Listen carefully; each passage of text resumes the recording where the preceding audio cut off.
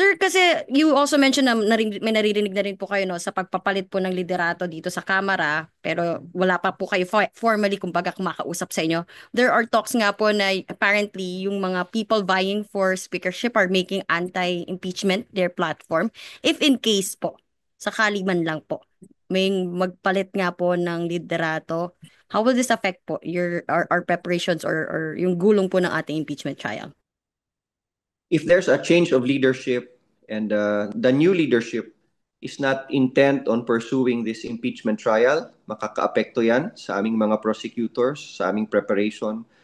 But remember that once an impeachment complaint is filed with the Senate, there's already an impeachment trial whether we like it or not.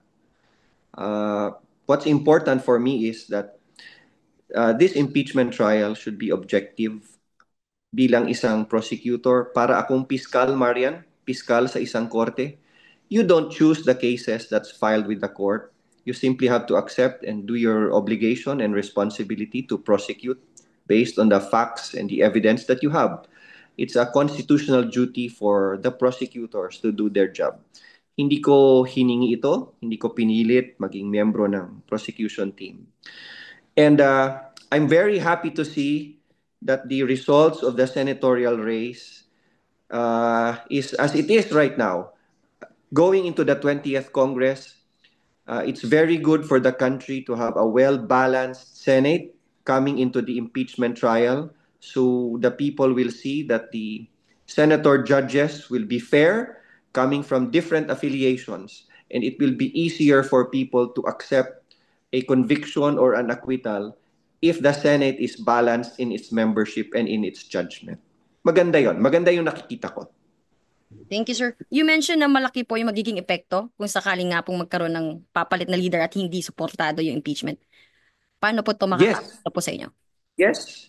Uh, it will affect the degree of preparation that we will have. It will affect the degree of desire that the members of House of Representatives who signed the impeachment complaint on how bent they are in pursuing a conviction. But nonetheless, as a prosecutor elected by 215 members who signed the impeachment complaint, I cannot turn my back on the responsibility to present the evidence objectively and to lay down the evidence based on what we have according to the impeachment complaint.